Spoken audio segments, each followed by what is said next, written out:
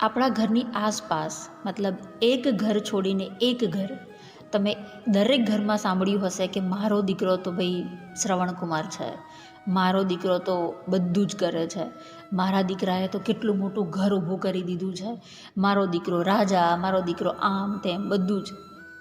પણ દીકરો સવારે ઉઠીને કામે જાય, સાંજે આવે, પણ સવારથી સાંજ એ વચ્ચેનો જે સમયગાળો છે ને, એ સમયગાળામાં તમને ચા નાસ્તો કોણ આપે?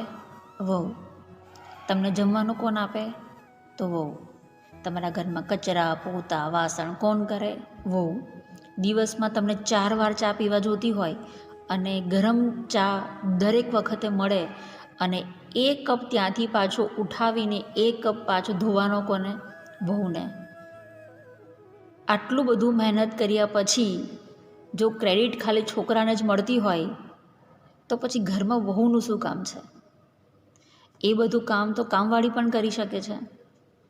તમારો દીકરો એટલું બધું કમાય છે, આટલું બધું ઘર એ ઊભું કરીને બેઠો છે, એની પાસે આટલા બધા પૈસા છે, જે તમારી આટલી બધી સેવા કરે છે, તો તમારો એ દીકરો તમારા માટે એક નોકરાણી પણ રાખી શકે છે.